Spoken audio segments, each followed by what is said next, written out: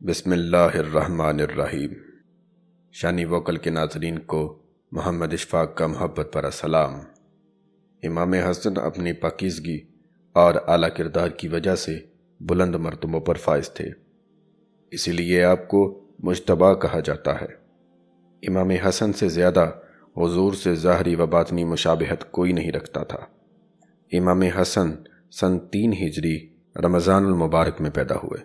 حضور کو آپ کی ولادت کی خبر ہوئی تو سیدہ فاطمہ کے گھر تشریف لائے اور فرمایا، میرے بیٹے کو لاؤ۔ آپ نے فرمایا کہ اس کا نام کیا رکھا ہے؟ سیدہ فاطمہ الزہرا نے عرض کی، بابا اس کا نام حرب رکھا ہے۔ آپ نے فرمایا، نہیں، اس کا نام حسن ہے۔ پھر آپ نے امام حسن کے داہنے کان میں اذان دی اور پھر بائیں میں تکبیر کہی۔ حضور کو جو امام حسن سے غیر معمولی محبت تھی وہ کم خوش قسمتوں کے حصے میں آئی ہے۔ آپ صلی اللہ علیہ وآلہ وسلم نے امام حسن کی بڑے نازوں سے پرورش فرمائی۔ امام حسن ہی وہ شخص تھے جو امام الانبیاء اور سیدنا علی المرتضیٰ کے تربیت یافتہ تھے۔ امام حسن خلافت کے تمام دور دیکھ چکے تھے، اس وجہ سے آپ کو خلافت کا اچھا خاصا تجربہ حاصل ہو چکا تھا، لیکن امت آپ کی ان خوبیوں سے مستفید نہ ہو سکی۔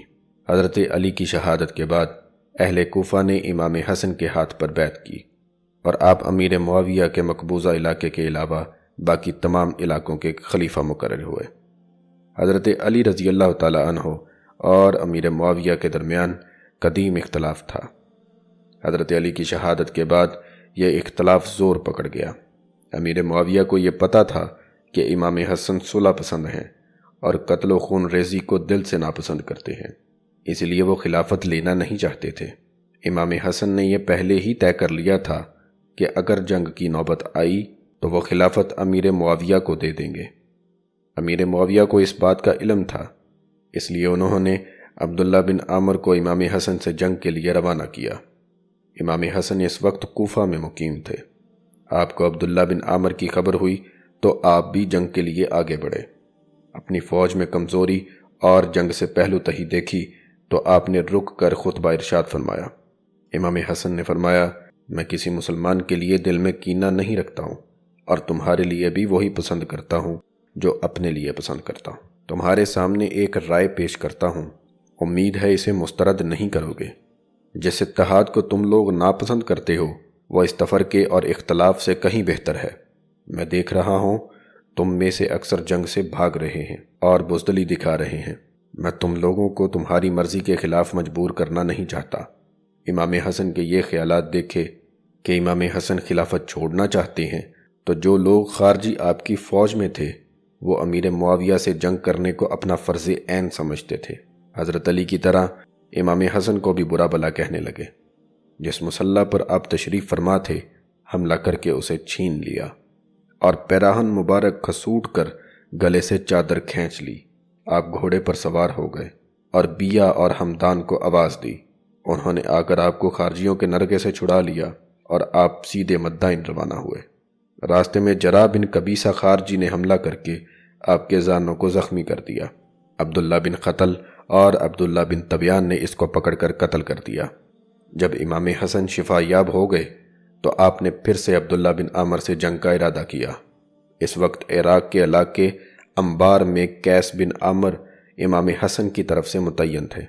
امیر معاویہ نے انبار پہنچ کر قیس بن عامر کا محاصرہ کر لیا۔ ادھر عبداللہ بن عامر نے چال چلی اور امام حسن کی فوج کو مخاطب کرتے ہوئے کہا، میں جنگ کرنا نہیں چاہتا ہوں، مجھے تو صرف امیر معاویہ نے بھیجا ہے۔ امام حسن کو کہیے آپ کو قسم ہے جنگ ملتوی کر دیں۔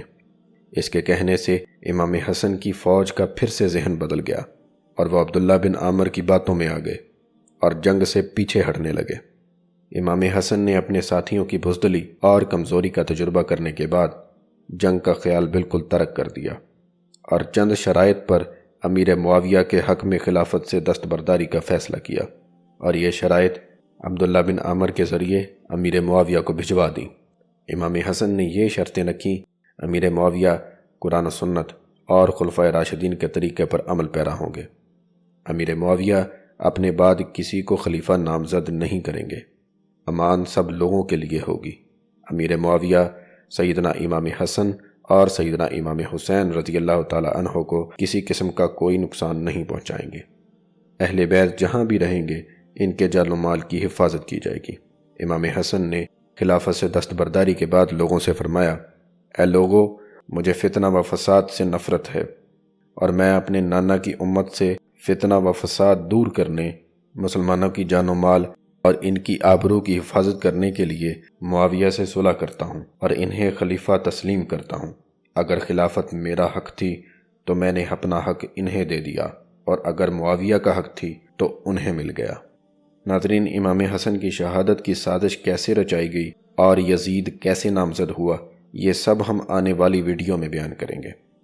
اگر آپ کو یہ ویڈیو اچھی لگی ہے تو اسے لائک کیجئے، اور اگر ابھی تک آپ نے ہمارا چینل شانی ووکل سبسکرائب نہیں کیا ہے تو اسے ابھی سبسکرائب کریں، اور پاس لگے گھنٹی کے بٹن کو بھی دبا دیں تاکہ مزید آنے والی ویڈیوز کا نوٹیفیکیشن آپ کو سب سے پہلے مل سکے۔ ناظرین، آج تک کے لیے اتنا ہی۔ مجھے اجازت دیجیے، اپنا خیال رکھیے گا اور مجھے اپنی دعاؤں میں یاد رکھیے گا۔ اللہ حافظ۔